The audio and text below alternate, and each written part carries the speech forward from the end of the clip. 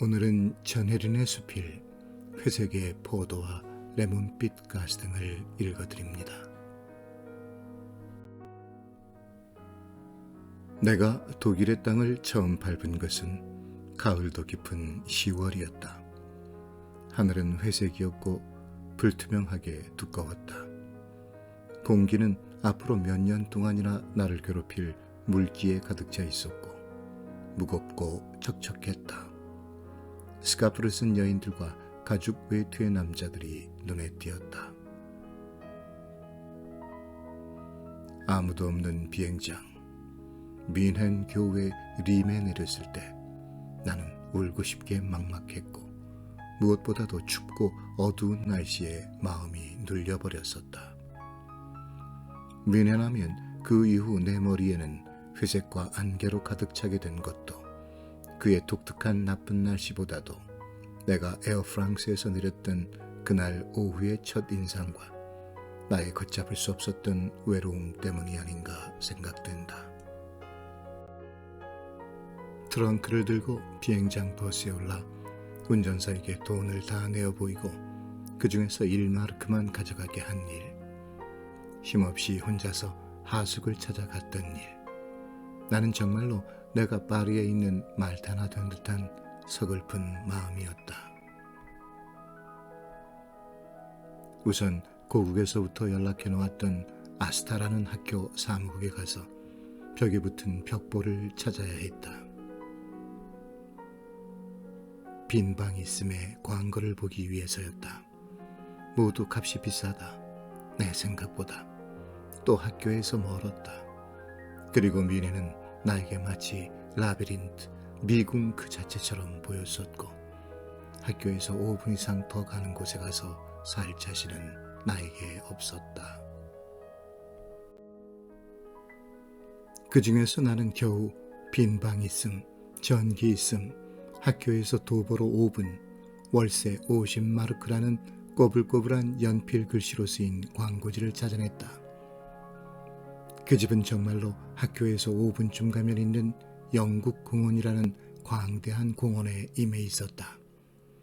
공원의 호수 바로 뒤에 서 있는 끔찍하게도 낡은 잿빛 4층 건물이었다. 첫인상이 포의 어셔가를 연상시켜서 유쾌하지 않았다. 그러나 다른 수가 어디 있으랴. 다른 빈 방들은 대개가 미국인의 한함이거나 또는 엄청나게 비쌌던 것을. 나는 억지로 닦여진 문 앞으로 가서 초인종을 눌렀다. 60세가량 된 극단적으로 비만한 단발머리의 할머니가 나왔다. 키는 작았고 차림새는 누추했다. 나는 방을 빌리고 싶습니다 라고 말하고 싶었으나 방을 빌릴 수 있습니까? 라고 물었던 것 같다. 할머니의 표정은 의외로 상냥했고 입가에는 구수하다고 형용할 수 있는 미소를 띄어 보였다. 학교 광고를 보셨습니까? 할머니는 또 무엇라고 말했던 것 같다. 알아들을 수 없었으나 악의는 없는 말투였다. 방을 볼 수 있습니까? 라고 물었다. 네네, 어서 들어오세요. 내 방인 것이다. 나는 그 할머니를 따라 긴 낭하를 지나갔다. 낭하는 어두웠고 방이 많았고 방마다 사람의 이름이 작게 써붙여 있었다. 맨 끝에서 할머니는 멎어서더니 주머니에서 열쇠 뭉치를 꺼냈다. 여기 살던 사람이 이틀 전에 자기 나라로 돌아갔습니다. 페르시아 사람이었죠. 열쇠가 돌려지고 문이 열렸다. 나는 주저하면서 할머니 뒤를 따라 들어갔다. 방도 마루처럼 어두웠으나 의외로 깨끗했다. 초록빛 도자기로 된 커다란 난로가 한편 구석에 서 있었고 전기골로가 놓인 받침대와 흰 요와 이불이 덮인 침대가 하나, 그리고 경대와 찬장이 달린 콧모대가 있었다.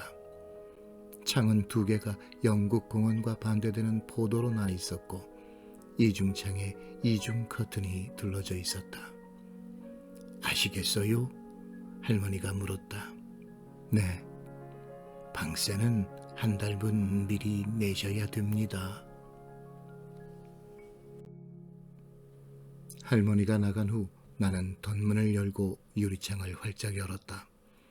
돌로 포장된 좁은 골목은 완전히 잿빛 안개로 덮여 있었고 물기가 촉촉히 방 안으로 흘러들어왔다. 나는 언제까지나 창밖을 보고 있었다. 사람도 별로 안 지나가고 여기는 뮌헨에서도 가장 오래된 지역이고 폭격도 안 맞은 1920년대 그대로의 문명의 이기만을 쓰고 사는 마을인 것 같았다. 트렁크를 침대 밑에 놓고 나는 침대에 누웠다. 그러나 피로했음에도 불구하고 잠은 안 왔다. 열쇠로 방문을 잠그고 거리로 나갔다. 그때 마침 가스등을 켜는 시간이어서 5시경이었던 것 같다. 제복 입은 할아버지가 자전거를 타고 좁은 돌길 양쪽에 서 있는 고풍 그대로의 가스등을 한 등 한 등 긴 막대기를 사용하면서 켜가고 있었다. 더욱 짙어진 안개와 어둑어둑한 모색 속에서 그 등이 하나씩 켜지던 광경은 지금도 잊을 수 없다. 짙은 잿빛 베일을 뚫고 엷게 비치던 레몬색 불빛은 언제까지나 내 마음속에 남아있다. 내가 구라파를 그리워한다면 안개와 가스등 때문인 것이다. 다음 날 아침에 나는 근처의 생활 필수품점에 가서 빵 2개와 마가린 한 통을 샀다. 전기골로에 주전자를 올려놓고 나는 빵을 먹었다.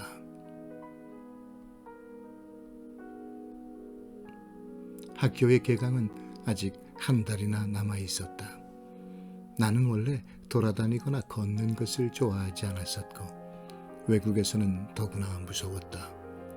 그러나 낮에 나는 큰 마음을 먹고 사실 도착일에 식사다운 식사를 못해서 배도 고팠다. 바로 근처에 있는 제로제라는 음식점에 들어갔다. 메뉴를 보았으나 별로 눈에 익은 게 없었다. 단 돼지 커틀릿이라는 것은 나도 알 것 같아 그걸 시켰다. 그러나 프로일라인이 가져온 것은 우리 개념의 커틀릿이 아니고 돼지고기를 큰 덩어리째로 그냥 삶은 것 같았다. 실제로 그렇게 요리하는 모양이다. 나는 힘없이 먹기 싫은 음식을 앞에 놓고 멍하니 앉아 있었다. 마실 것은 무엇으로 하시겠습니까? 라는 물음의 뜻도 파악 못하고 그냥 웃어 보였더니 작은 컵에 맥주를 따라서 갖다 주는 것이었다. 나는 그냥 잠잠히 앉아 있었다. 말을 하면 울음이 터질 것 같은 느낌을 안고.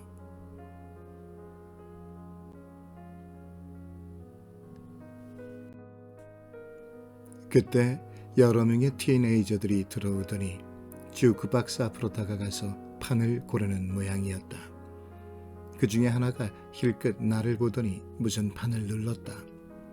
그에 이어서 뜻밖에도 일본 노래가 새어나오는데 아연하여 보고 있었더니 그 중에 하나가 일본의 이별 노래라고 나에게 알려주듯 말하는 것이었다. 그들은 아마 나를 일본인으로 안 모양이었다.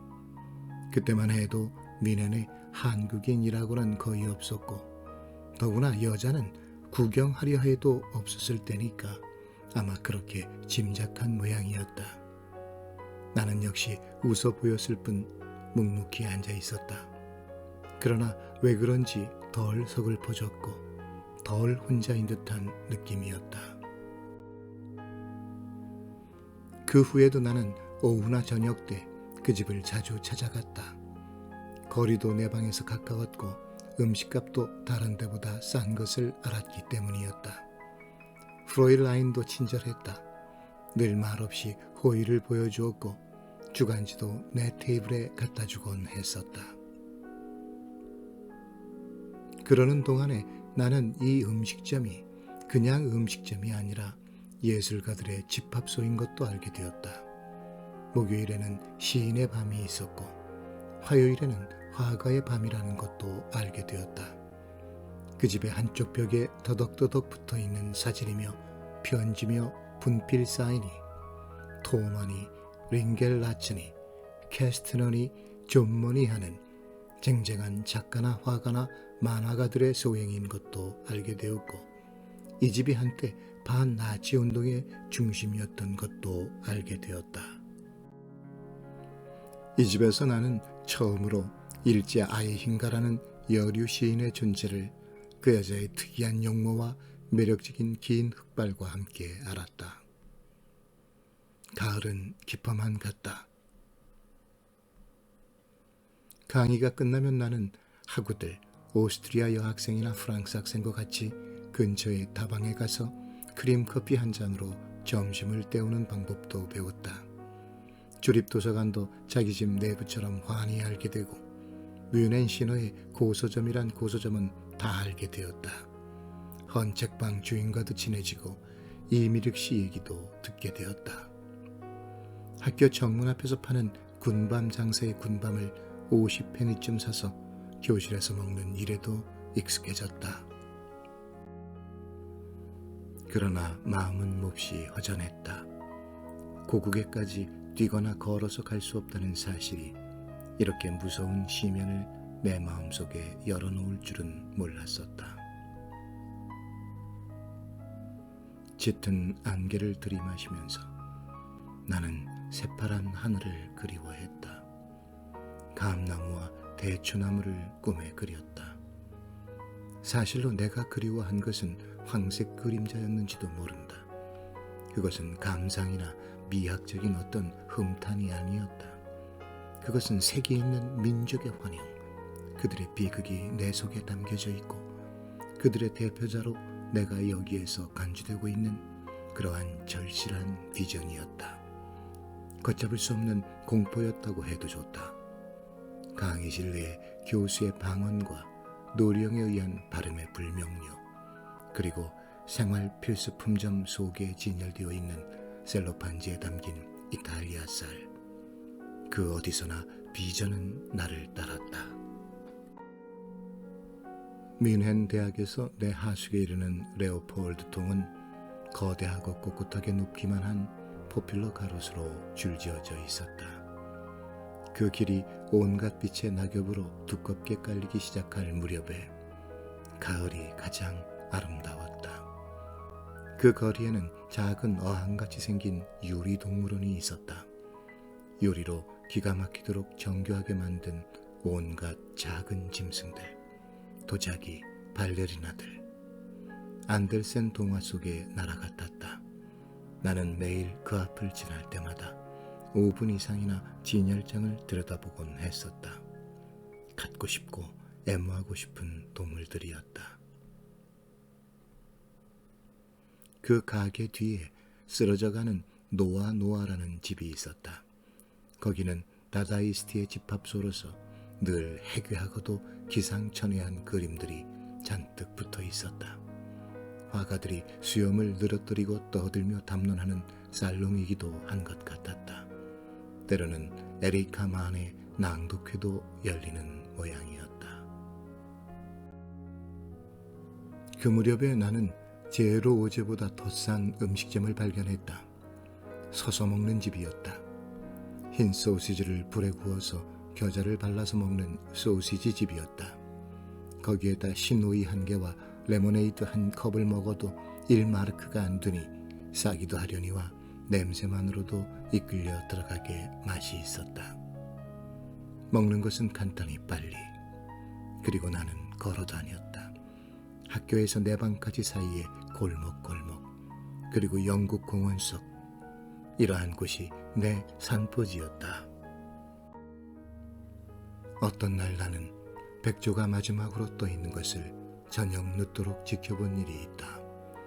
어둑어둑한 방명 속에 흰 덩어리가 여기저기 모여 있었고 때때로 바스락 소리를 냈다.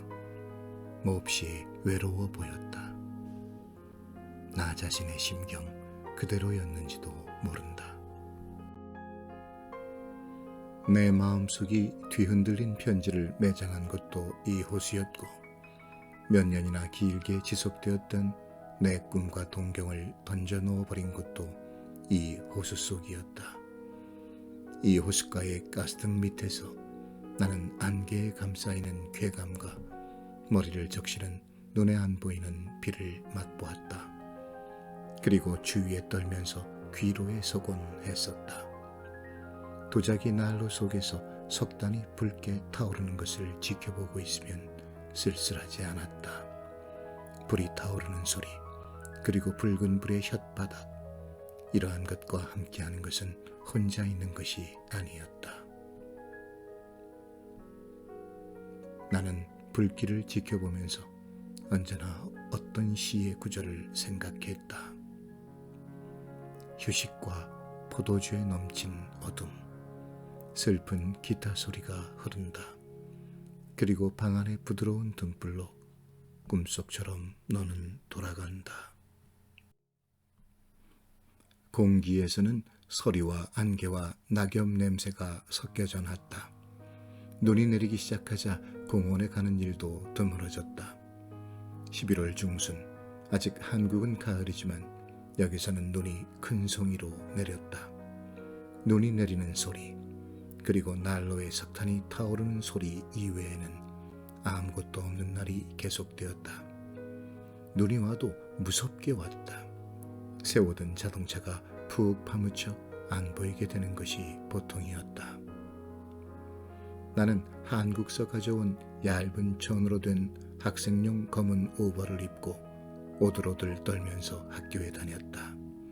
점심은 커피 대신 그로크, 펄펄 끓인 포도주와 수프로 했다. 그래도 추웠다. 때로는 눈이 먹고 다시 영원한 미넨의 하늘빛이 회색 구름창에 덮이거나 안개비가 촉촉히 내렸다.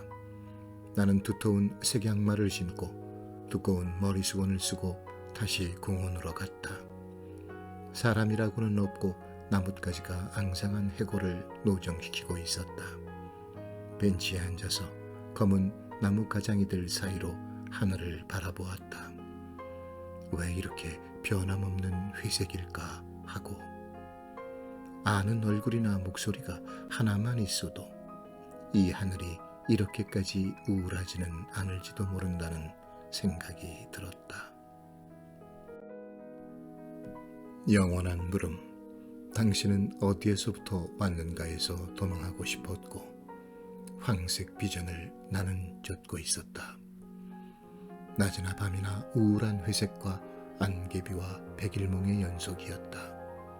악몽처럼 혼자라는 생각이 나를 따라다녔고 절망적인 고국까지의 거리감에 나는 앓고 있었다. 지금도 나는 미넨의 가을하면 내가 처음 도착한 해의 가을이 생각나고 그때의 시면 속을 헤매던 느낌과 모든 것이 회색이던 인상에서 벗어날 수 없다. 아무 곳에도 자신이 없었고 막막했고 완전히 고독했던 내가 겪은 미넨의 첫 가을이 그런데도 가끔 생각나고 그리운 것은 웬일일까? 미넨이 그때의 나에게는 미지의 것으로 가득 차 있었기 때문인지 또는 내가 미넨에 대해 신선한 호기심에 넘쳐 있었기 때문인지도 모른다. 안개비와 구라파적 가스등과 함께 내가 그리워하는 것은 그때의 나의 젊은 호기심인지도 모른다. 나의 다시 없이 절실했던 고독인지도 모른다.